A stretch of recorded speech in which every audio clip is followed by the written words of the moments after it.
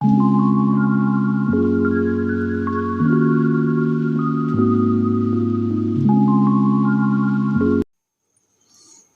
Back to my channel home science career point में आप सभी का स्वागत है।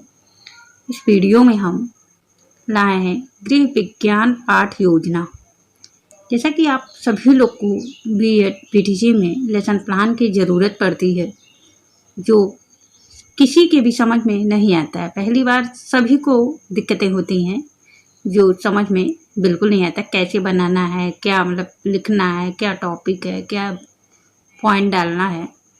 तो आइए हम आपको बताते हैं गृह विज्ञान पाठ योजना में क्या क्या मतलब टॉपिक होते हैं, क्या क्या मतलब लिखा जाता है। और इसका हमने टॉपिक क्या लिया है, संतुलित भोजन। आइए देखते हैं। इससे पहले प्लीज़ वीडियो को लाइक, शेयर एंड सब्सक्राइब ज़रूर कर दीजिए, जिससे अगला वीडियो या लेसन प्लान अलग अलग टॉपिक के सभी आपके पास मिल जाएंगे।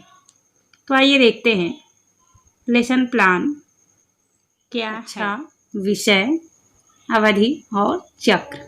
अवधि का मतलब है कितने मिनट हमको पढ़ाना है, और चक्र का मतलब है पीरियड, कौन सा पीरियड हमको पढ़ाना है या पढ़ा रहे हैं, वो तो कॉलेज पे डिपेंड करता है। फिर हम लिखेंगे विद्यालय का नाम। फिर यहाँ आएंगे प्रकरण। प्रकरण में जो टॉपिक हमको पढ़ाना होगा वो होगा, जैसे हमने इस टॉपिक में लिया है संतुलित भोजन। फिर आएगा सामान्य उद्देश्य। सामान्य उद्देश्य में 3-4 टॉपिक रहते हैं, या हमने लिया है 6-7 टॉपिक, और टॉपिक सभी में एक जैसे सामान्य उद्देश्य रहेंगे।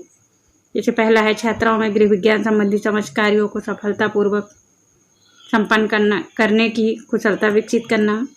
दूसरा है छात्राओं के स्वास्थ्य एवं बहुमुखी विकास करना। तीसरा है गृह सुव्यवस्था संबंधी समझ कौशलों का विकास करना। छात्राओं में सांस्कृतिक मूल्यों का विकास करना। फिर छात्राओं में सामाजिक नैतिक गुणों का विकास करना। फिर है छात्राओं में उत्तरदायित्व की भावना का विकास करना। फिर छात्राओं में शारीरिक, मानसिक और मनोवैज्ञानिक दृष्टिकोण का विकास करना। ये इतने टॉपिक हो गए सामान्य उद्देश्य। अब आता है विशिष्ट उद्देश्य। विशिष्ट उद्देश्य में ज़्यादा नहीं, केवल 1-2 टॉपिक डाला जाता है कि हमारा मेन उद्देश्य क्या है।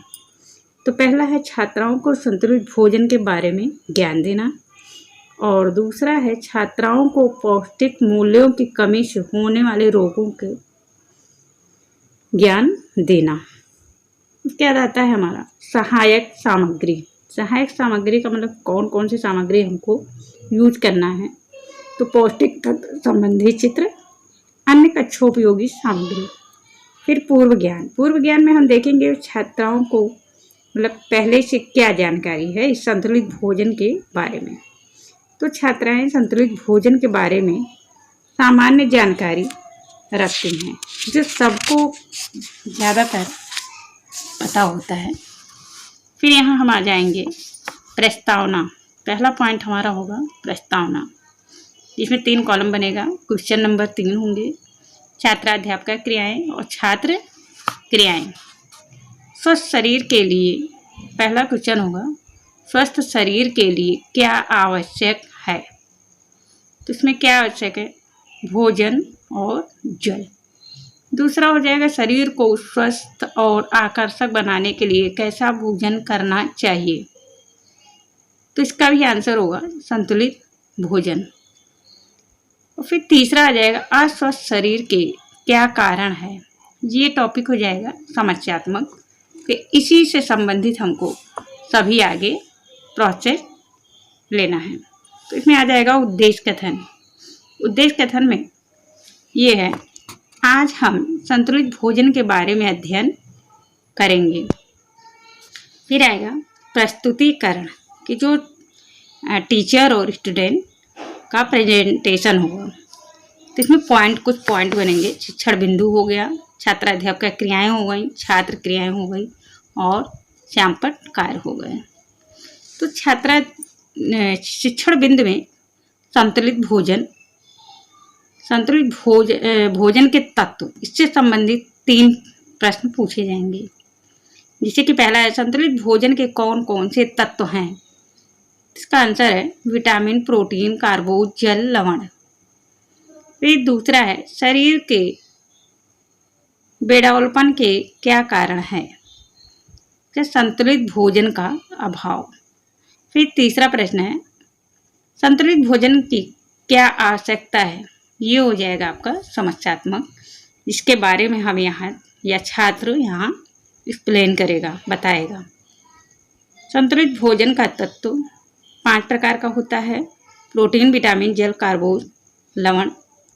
संतुलित भोजन से हमारा शरीर बेडौल हो जाता है। संतुलित भोजन से हमारा शरीर स्वस्थ रहता है। संतुलित भोजन में भोजन के सभी तत्व सम्मिलित रहते हैं। उसके बाद आएगा यहाँ बोध प्रश्न। यहाँ ये हमने टॉपिक दिया था, इसी टॉपिक से संबंधित 3 प्रश्न बोध प्रश्न होंगे। 2 प्रश्न हैं। तो पहला होगा संतुलित भोजन से हमारा शरीर कैसा रहता है।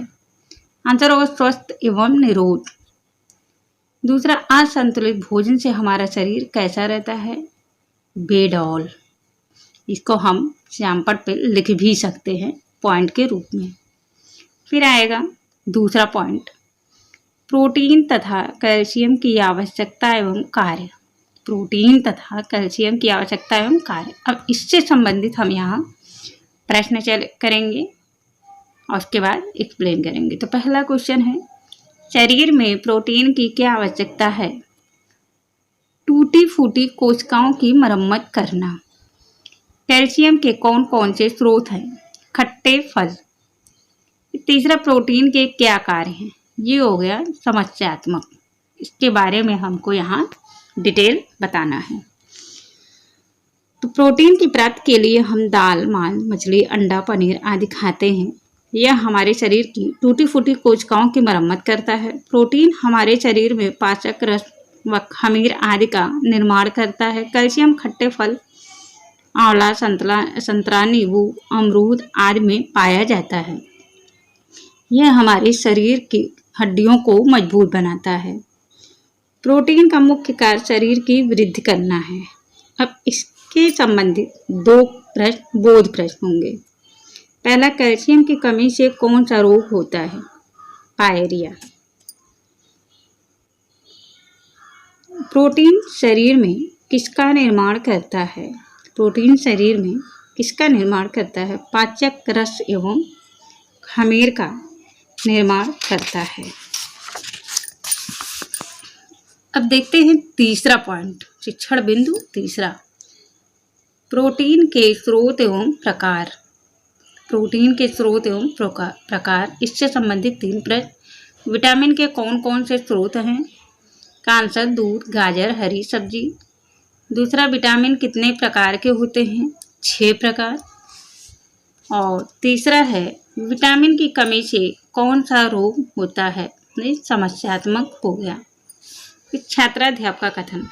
संतुलित विटामिन दूध, गाजर, पनीर, दाल आदि में पाया जाता है। विटामिन 6 प्रकार का होता है। विटामिन ए की कमी से रतौंधी रोग होता है। इसमें गाजर, दूध, पनीर आदि में पाया जाता है। विटामिन बी से बेरी रोग हो जाता है। विटामिन सी के खट्टे स्रोत खट्टे फल हैं। विटामिन डी सूर्य की किरणों से प्राप्त होता है। विटामिन ए पत्तेदार सब्जियों में पाया जाता है। विटामिन के की कमी से रक्ताल्पता हो जाता है।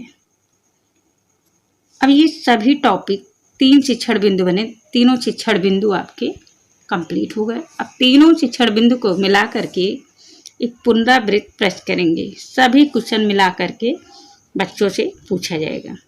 तो पहला प्रश्न है संतुलित भोजन के कौन कौन से तत्व हैं। विटामिन ए की कमी से कौन सा रोग हो जाता है। विटामिन डी कहाँ से प्राप्त होता है। प्रोटीन के क्या स्रोत हैं। प्रोटीन के कौन कौन से कार्य हैं। प्रोटीन की कमी से कौन सा रोग होता है। फिर सबसे लास्ट अंत में बच्चों को गृह कार्य दिया जाता है। गृह कार्य में छात्राएं संतुलित भोजन के पौष्टिक तत्वों के स्रोत लिखकर लाएंगे छात्राएं। तो ये सब टॉपिक है पाठ्य योजना के, इसको आप ध्यान से देखिए और समझने की कोशिश करिए, सब समझ में आएगा, एकदम वेरी सिंपल है। तो प्लीज़ वीडियो को एकदम ध्यान से देखिएगा और एक एक प्रश्न के बारे में हम आपको बताएंगे और एक एक टॉपिक अलग अलग हम आपको देंगे सभी, जिससे आपको कोई दिक्कत नहीं होगी, सब आपको समझ में आ जाएगा।